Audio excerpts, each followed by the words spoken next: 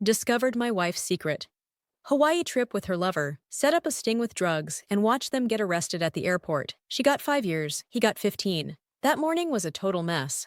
Our alarm clock didn't go off because of a power outage overnight, so my wife and I were rushing like mad to get ready for work. She had to hustle even more than me since her job starts earlier, while I don't have to clock in until 9 a.m., and my office is only a 15-minute drive from home. Usually my wife checks her email before heading out, but in her rush, she forgot to shut down her computer. So, as I was about to turn it off, I noticed an email she'd received a few days ago with the subject line, "Aloha to a great time." My curiosity got the better of me, and I opened it. That's when I discovered she was planning a trip to Hawaii with another man while I'd be away on a business trip. Talk about a gut punch. A bit of background. Kathy, my wife, and I were introduced by mutual friends over 12 years ago. They thought we'd hit it off, and surprisingly, we did. We both care a lot about fitness and a healthy lifestyle. Kathy's a yoga instructor and personal trainer, and I work in marketing at a mid-sized company, constantly aiming for growth. I love the outdoors, hiking, mountain biking, running, you name it. We shared a ton of hobbies and looked great together. Kathy's 5'6" with long brown hair and brown eyes, while I'm 6'3" with blonde hair and blue eyes. An athletic couple, you could say. Was it love at first sight? Nah. But a strong friendship turned into romance over time, and a few years down the road, we got married. I thought we were happy, but that email changed everything. It turns out Kathy and this guy Gary had been secretly planning this romantic getaway for a while, even though she knew about my important business trip, a trip that could lead to a promotion and a nice raise. My mind was spinning, but I had to get to work, so before leaving, I copied all the emails related to Gary onto a thumb drive to investigate later. Consumed by thoughts of Kathy and Gary, I sped off to work. I was fuming, craving some serious revenge. Normally, I'm not a violent or vindictive person, but this was different. Kathy's betrayal was unforgivable. At work, I couldn't focus. My mind kept drifting back to that email and what I could do to expose their affair.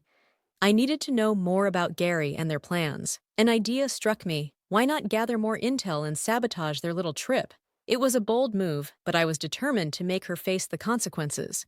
Throughout the day, I jotted down my plan and the risks involved. Sure, I could end up in serious trouble if caught, but I was willing to take that chance. I knew I needed access to Kathy's email and computer without leaving a trail. Over the next few days, I bought disposable cell phones and a small laptop to use at places with free Wi-Fi, ensuring nothing could be traced back to me. I also set up wireless cameras around the house, hoping to catch something useful. It made my blood boil thinking about it, but I needed the info. I tried my best to act normal around Kathy, though it was tough. I'd smile lovingly while secretly seething. I must have missed my calling as an actor. To further my plan, I reached out to some old friends using one of the disposable phones. First on my list was Steve, a college buddy I hadn't talked to in over 14 years. Back in the day, Steve was the go-to guy for a good time. "Hey Tank, how have you been, man?" At first, Steve didn't remember me, but after some reminiscing about our wild college days, it clicked. "Hey Hank, yeah, it's all coming back to me now. Those were some good times, huh? What have you been up to lately?" I quickly caught him up on my life since college, and he told me things hadn't gone as planned for him, but he's getting by. "So, what's the reason for this call?" he asked. I knew I had to be careful about bringing up the real issue, so I suggested meeting in person. "Look, I need some help, and I thought you might be the guy for the job. So, how about we grab lunch and chat about it?" I suggested. He paused for a moment, but then nodded, saying, "Sure thing, anything for an old college buddy." We picked a spot to meet a few days later, somewhere that's close to his place, but not near my work. I was really banking on his help because time was ticking, and I had no one else to turn to. In the meantime, I had set up cameras and bugs in the bedroom and living room, thinking those were the spots they'd most likely talk, and do other stuff. After the first week, nothing significant popped up on the recordings. I started to wonder if they were meeting at his place instead, thinking it might be less risky for their little escapades. But the next week, a totally different story. One late morning, she brought Gary over to our place, and they spent over 2 hours getting intimate in every possible position. Seriously, it was disgusting to watch, but I had to endure it to see if they might discuss their trip or reveal any useful details. No luck on that front. The following week, I checked the cameras again. They were back, but this time, no hanky-panky. They just talked about their upcoming trip, giving me all the info I needed, the flight number and departure time. Listening in, I could hear the excitement in my wife's voice as they planned their getaway. I was beyond furious, even considering doing something drastic, but I pushed those thoughts aside. I wanted them to suffer, to feel the weight of my revenge for a long time, even into their graves. I imagined her, old and gray on her deathbed, and me coming in with a grin, leaning over to tell her how I ruined her precious Hawaii trip. I'd stand up, smile at her look of shock, and then just walk away. That thought made me more determined than ever, but I still had one risky task left. I learned more about Gary. Turns out he and my wife both work as personal trainers at the same health club. He's got a reputation for going after other men's wives, but that's about to bite him back. He lives close to the club in a small condo complex, so I decided to do some surveillance. I took a day off from work, telling my boss I had personal matters to handle before our business trip. With a digital camera equipped with a powerful zoom, I watched his place for a few hours. It was a basic two-bedroom condo, and it seemed his neighbors were all out during the day for work. No security cameras in sight. Perfect for my covert plans. During my meeting with Steve, I felt pretty anxious. What I had to ask him was the riskiest part of my plan. If he couldn't help, I'd have to find someone else. When Steve walked into the restaurant, I waved him over. The place was fairly quiet, with just a few customers having a late lunch. As he approached, he greeted me with a casual, "Long time no see, bro." He didn't look great, more like an extra from The Walking Dead. I wanted to keep it brief. We reminisced about our college days and the epic parties he used to throw. He was quite the party animal back then, but it seemed to have taken a toll on him. He looked at least 15 years older than his actual age. I got straight to the point, asking if he or someone he knew could help me get some party favors for a private event I was planning. I handed him a list and asked if he could assist. I assured him I'd compensate him well for his help. Steve glanced at the list, looking surprised at first, but then he grinned and agreed without hesitation. He even asked if he could bring along an old college buddy. Relieved, I agreed, as long as he could get me the items. I handed him an envelope with several $1,000s inside for the upfront cash he needed. He remarked on the scale of the party and confirmed it was more than enough. We arranged to meet the following week for the exchange, and I gave him my new cell phone number in case of any issues. Everything needed to go smoothly because my wife and her lover were set to leave the day after I left for my trip. 2 weeks before my departure, I met with Steve, and he'd managed to get everything I needed. All I had to do was hide these items until the perfect moment. 3 days before my trip, I left work early and checked my wife's packed suitcase. It was all set for her trip. Carefully, I slipped a few surprises into her bag as a parting gift, hiding them well so she wouldn't find them while packing or unpacking.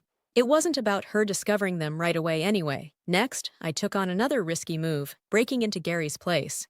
Knowing his work schedule helped a lot. I'd never done this before, so I bought a lockpick set and learned how to use it from an online book. It's amazing what you can buy and learn on the internet. I practiced on various locks at home and work until I felt confident.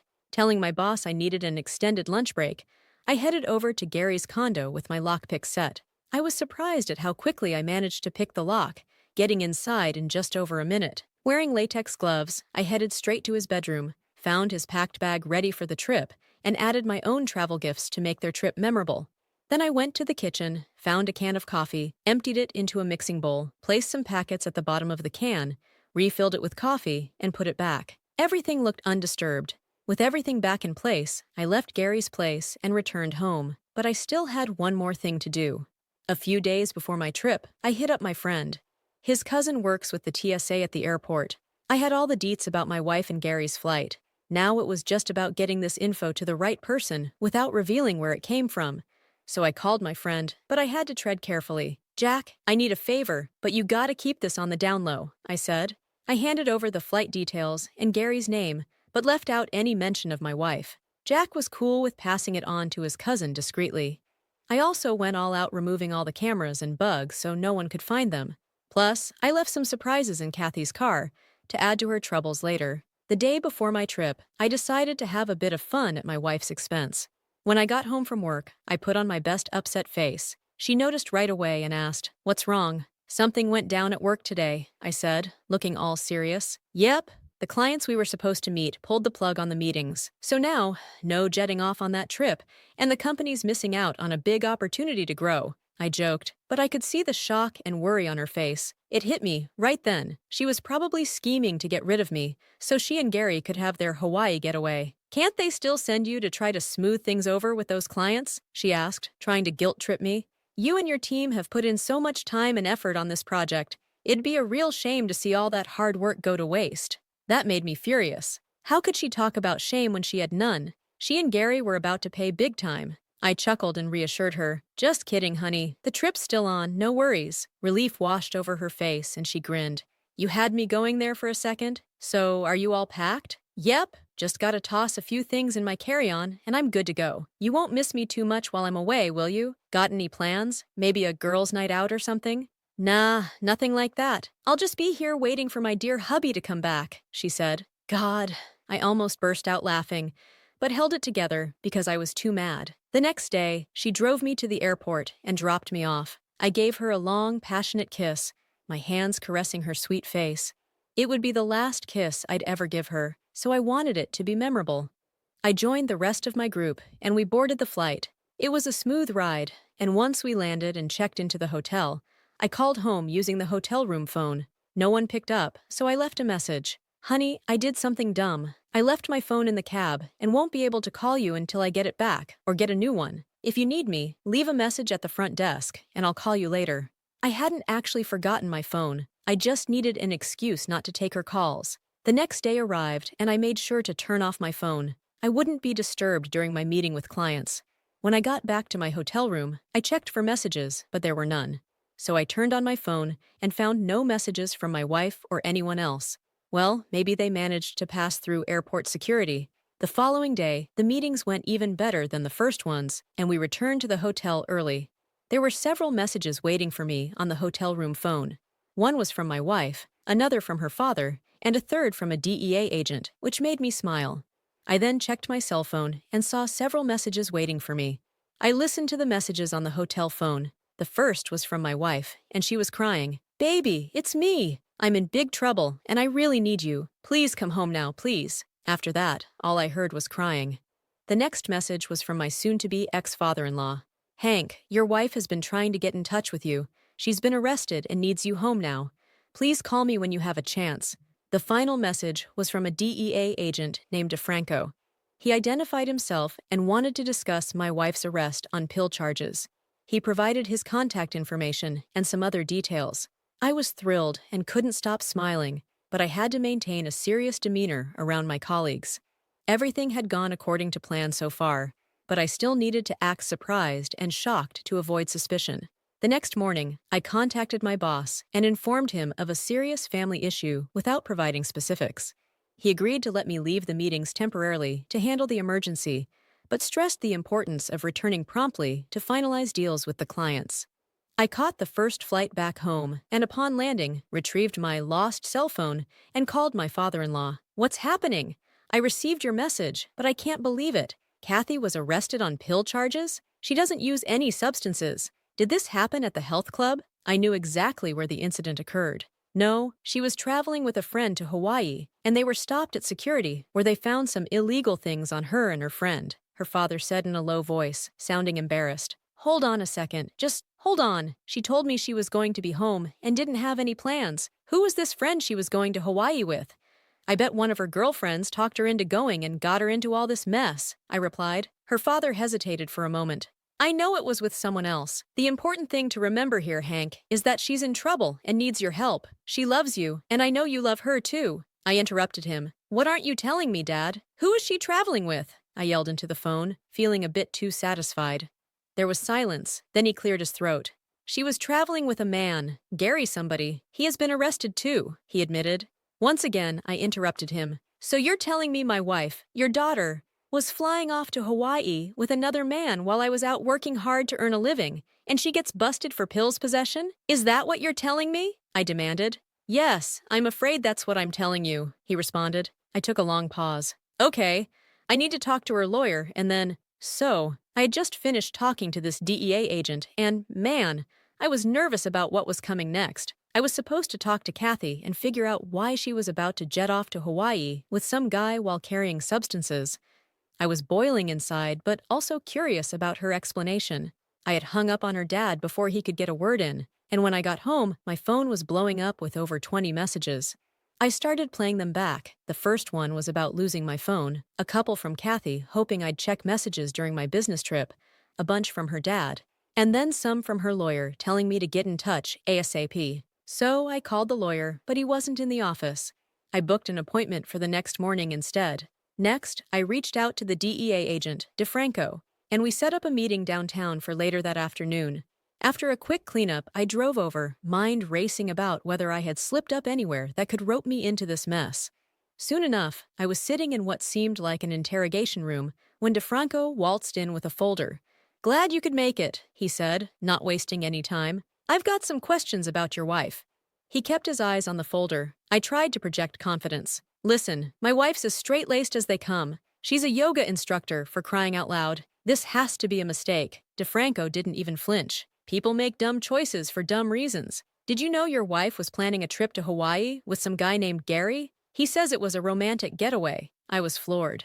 "I just found out this morning from her dad. This has to be some manipulation. She's not that type of person." "Well, hate to break it to you, buddy, but your wife was cheating on you with an illegal dealer. We've already searched his place and found more pills. We'll be searching your house next. Cooperate, or we'll get a warrant. Your call." I felt trapped, but knew fighting it would look worse.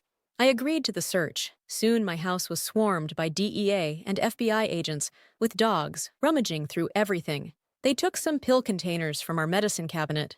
The next day, I met with Kathy's lawyer and filled him in on what had happened. He wasn't thrilled. "If law enforcement contacts you, I need to be there before you say anything." I was fed up. "I want to know everything that led to Kathy's arrest. She was about to fly to Hawaii with some guy named Gary. If you want my help, start explaining." "I can't discuss her case with you," he said. Frustrated, I walked out and went straight to the jail to see Kathy. She came in looking rough, no makeup, hair a mess, in that awful orange jumpsuit. She burst into tears when she saw me. "I'm so sorry," she sobbed. I wanted to hug her, but the guard shut that down. "It's okay. We'll figure this out. But I need your side of the story. How did you end up with Gary?" "Hank, I'm so sorry," she kept repeating. "So it's true? You were cheating with this guy? A dealer? What were you thinking?" Tears streamed down her face. "I've always loved you. Please forgive me." I sighed. "Maybe I could've, but you broke my heart. I'm getting a divorce lawyer and changing the locks.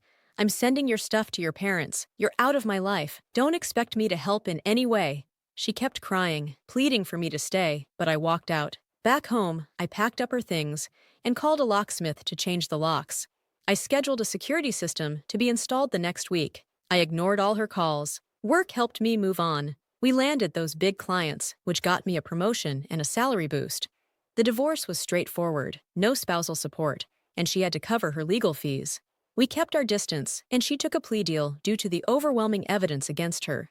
Kathy wasn't thrilled about her shorter sentence. Meanwhile, Gary put up a serious fight to prove he was innocent, but he still ended up getting slapped with a 15-year sentence. Kathy only got 5 years. The day of Kathy's sentencing was here, and she wanted to see me one last time before facing the judge. I said okay and met her at her lawyer's office an hour before her court appearance. When I walked in, she looked really tired. "Hank, I need you to know that Gary meant nothing to me. It's you I've always loved and always will. I'm sorry for hurting you like this.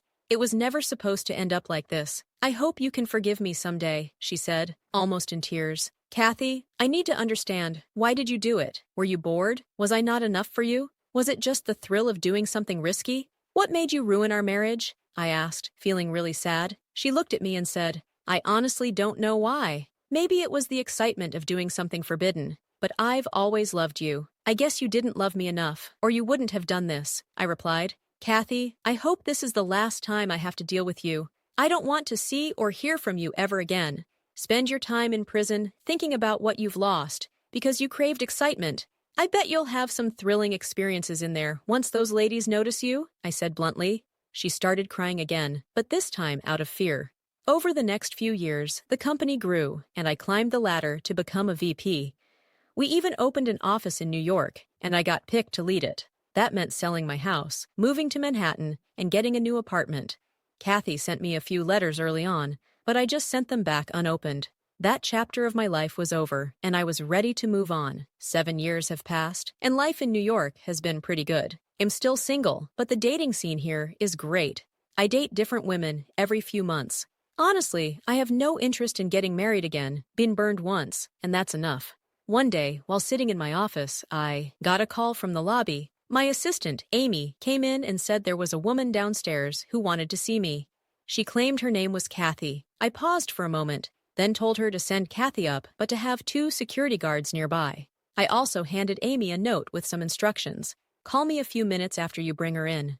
A few minutes later, Kathy walked into my office. She looked like she had aged 10 years and gained some weight, not in a good way. Her once beautiful long brown hair was now streaked with gray and looked kind of dull. She had bags under her sad eyes, and her clothes, though stylish, seemed a bit out of date. I looked at her and felt nothing, no love, no hate, just emptiness. "So, Kathy, what brings you here?" I asked. "Hank, I was hoping to talk to you. I needed to explain what happened. I honestly didn't know about the drugs. Gary must have sneaked them into my bags. Please believe me, I'm not into that stuff," she pleaded.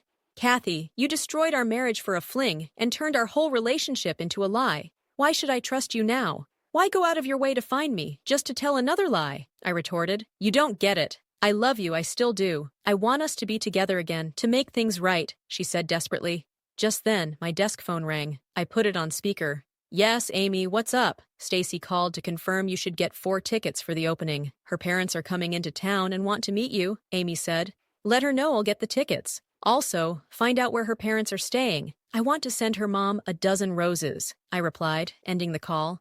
I turned back to Kathy. "You were saying?" Kathy, almost in tears, asked, "Who's Stacy?" "Oh, she's just someone I've been seeing lately. But you're not here to talk about my dating life. You mentioned you still have feelings for me. While I appreciate that, I declare I don't feel the same way about you anymore. When your dad told me about your arrest and plan to escape to Hawaii with Gary, I was done. Now, please leave. I don't want to see you again. Do you understand?" "Hank, I had nothing to do with those drugs. I was framed," she insisted. "Enough with your lies, Kathy. You cheated on me before, and you're still lying now. Please leave and don't come back. I've told security to arrest you if you return. Do you understand?" I said firmly. She was crying silently, but nodded. I escorted her to the door, and the security guards took her out. Amy came in afterward. "What was that all about?" she asked. "Oh, just me saying goodbye to a chapter of my life," I replied.